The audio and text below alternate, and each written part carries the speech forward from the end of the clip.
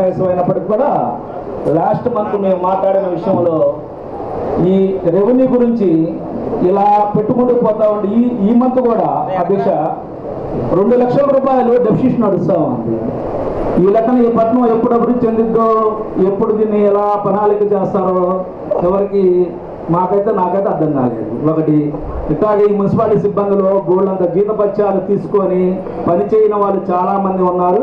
Commissioner గారు, ME గారు చాలామంది పైన దృష్టి పెట్టారు. రాబోయే కాలం వీళ్ళందరినీ మేము సమన్వయం చేసి కావాల్సిన వాళ్ళ నుంచి తీసేస్తే ఈ పట్టణానికి ఎంతో కొంత అభివృద్ధి చేసే కార్యక్రమంలో భాగంగా ఇది కూడా ఒక అంశంగా ఉండిపోయింది.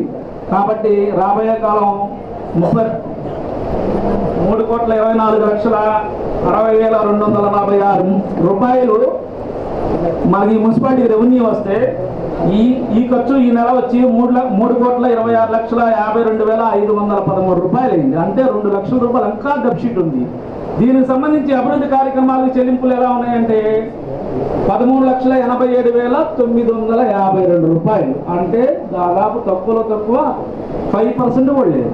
అలాంటప్పుడు ఇంత ఖర్చు రాబోయే కాలం ఇప్పుడంటే ఏదో మాట్లాడుతున్నాము వెళ్ళిపోతా ఉన్నాము. ఈ దెబ్బ ఏజెండా కూడా ఉండదు. ఈ అంశాలు ఎవరు చూసుకోవాలన్నా చెప్పాలన్నా ఎక్కడ గజెట్ ఉండదు, ఎక్కడ ఏజెండా కూడా ఉండదు మాట్లాడడానికి.